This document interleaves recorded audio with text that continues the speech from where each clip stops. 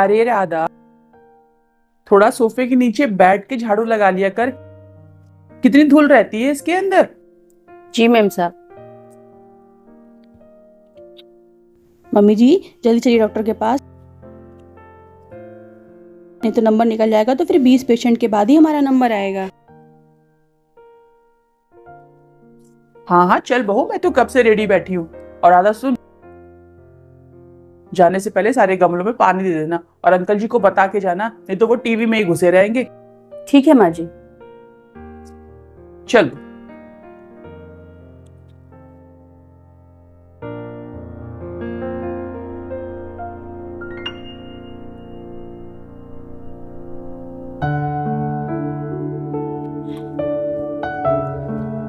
माँ जी इसमें तो नहीं है दवाइयाँ। अरे मेरी कबर से निकाल ले। अच्छा माँ जी। मेम साहब आपसे एक बात पूछूं? कल आप बहुरानी को लेकर डॉक्टर के पास गई थी, सब ठीक तो है ना मेम साहब? या कहीं ऐसा तो नहीं कि आप दादी बनने वाली हैं?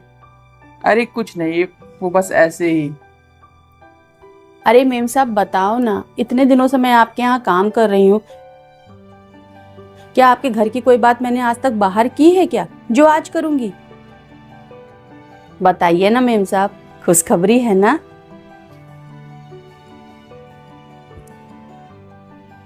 मैंने सोचा कि अभी थोड़े दिन और हो जाए तब सबको बताती हूँ, लेकिन भला तेरी नजरों से आज तक कोई चीज छुप पाई है जो आज छिपेगी? चलो भगवान का लाख लाख शुक्र है कि बहुरानी को शादी के 1 साल बाद ही माँ बनने का सुख मिल गया। नहीं तो आजकल की लड़कियां मेम साहब 35-35 साल की हो जाती हैं और माँ बनने का नाम ही नहीं लेती। माँ जी मुझे तो बहुत खुशी है, कितने दिनों के बाद इस घर में बच्चे की किलकारियां गूंजेंगी। आप देखिएगा माँ जी, बहुरानी को लड़का ही होगा। क्यों, भगवान जी ने तुझे स्पेशली फोन करके बताया है क्या कि मेरी बहू के पेट में लड़का है? तू भी ना। आप देखिएगा माँ जी, बहुरानी को लड़का ही होगा। अच्छा, तू कहीं की ज्योतिष है क्या जो भविष्यवाणी कर रही है मेरी बहू के बारे में कि मेरी बहू के लड़का ही होगा? और अगर लड़की हो गई तो पागल है। मेम साहब, मेम साहब, मेम साहब ये लीजिए।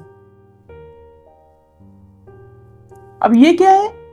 अरे माँ जी ये कोई ऐसा वैसा धागा नहीं है, गांव में एक बहुत पुराना मंदिर है, वहीं के पुजारी जी से मांग के लाई हूँ। कहते हैं कि उस मंदिर में जो कोई ये धागा माता के चरणों में चढ़ाकर मनोकामना मानता है ना, उसकी मनोकामना माता रानी जरूर पूरा करती हैं।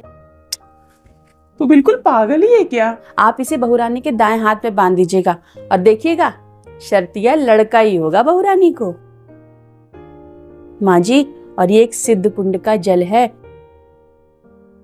कहते हैं जो औरत माँ बनने वाली होती है ना, अगर वो इसका पानी पीती है तो उसे शर्तिया लड़का ही होता है। तो मैं बहुरानी के लिए ले आई, आप बहुरानी को दे दीजिएगा। और जब भी वो पानी पिए इसकी एक बूंद उस पानी में डाल ले। तू बिल्कुल पागल ही है क्या राधा? अभी तक इन सब चीजों को मानती है तू? अगर भगवान चाहेगा ना तो आपको पोता ही होगा मेम साहब। चल ठीक है, तू जैसा जैसा कह रही है मैं वैसा वैसा कर दूंगी। पक्का लड़का ही होगा, आप देखिएगा। लेकिन अगर लड़की हुई ना तो फिर तू समझ लेना कि मैं तेरा क्या हाल करूंगी।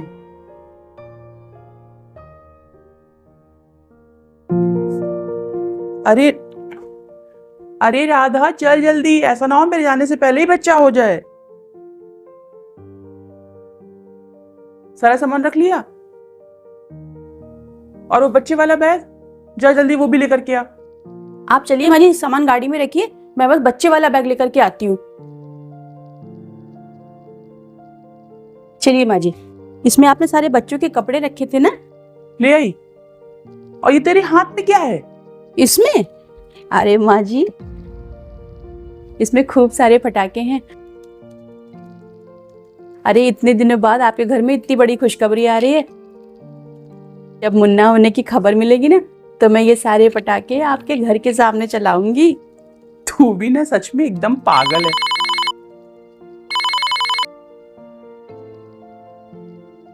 हेलो। हेलो माँ। हाँ बेटा। कहाँ हैं आप?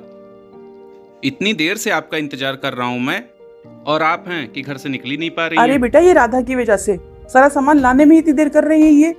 चलिए माँ जी। बस हम निकलने ही वाले हैं बेटा। माँ, सुनैना की डिलीवरी हो गई। क्या डिलीवरी हो गई? नंद के आनंद भयो जय कन्हैया लाल की। माँ, सुनैना को लड़की हुई है। आप बस जल्दी से आ जाइए माँ। नंद के आनंद भयो हाँ बेटा, आती हूँ। लाल की। नंद के आनंद भयो। सुनैना को लड़की हुई है। सुनैना को लड़की हुई है। नंद।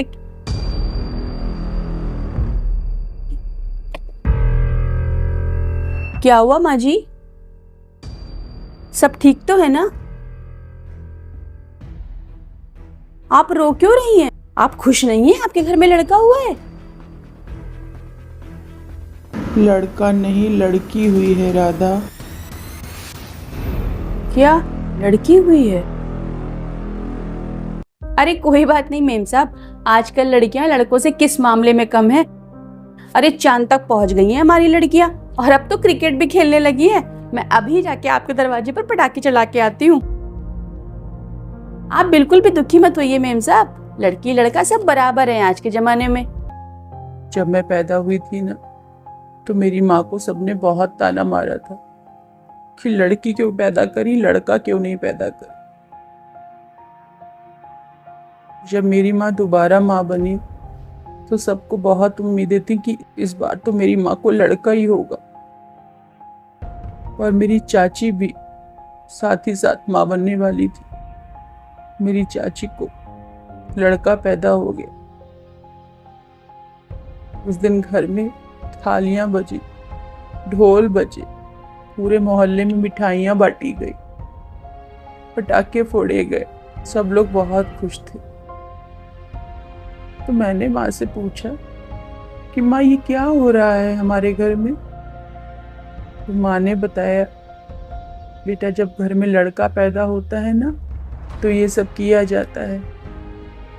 इसके ठीक 1 महीने बाद जब मेरी माँ को लड़की हुई, यानी मेरी छोटी बहन, तो मैंने अपनी माँ से कहा, माँ अब ढोल क्यों नहीं बजाए जा रहे, मिठाइयाँ क्यों नहीं बांटी जा रही, पटाखे क्यों नहीं फोड़े जा रहे? तो मेरी माँ ने कहा, बेटा मैंने तुझे बताया था ना, जब घर में लड़का होता है तब घर में थालियां बजती, पटाखे फोड़े जाते, मिठाइयाँ बांटी जाती है। लड़की पैदा होने पर ये सब नहीं किया जाता बेटा। लड़की पैदा होने पर तो माँ को ताने मारे जाते हैं कि तूने लड़की क्यों पैदा कर, ये तो हमारे लिए एक बोझ है। अरे लड़का पैदा करती जो हमारे बुढ़ापे का सहारा बनता, हमारा वंश आगे बढ़ाता और परिवार का नाम रोशन कर।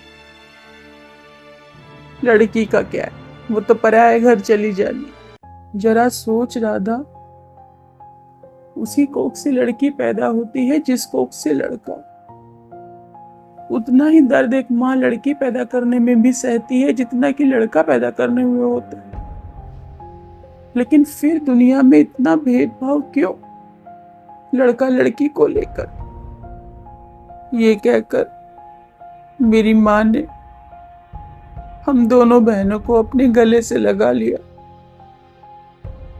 और बोला, बेटा तू तो बड़ी है, समझदार है, मेरे लिए एक काम कर, अपने चाचा के दोनों बेटों से हर मामले में आगे रहना, पढ़ाई लिखाई खेल कूद हर चीज में, ताकि आगे चलकर मुझे 2 बेटियों की माँ होने का ताना न मिले।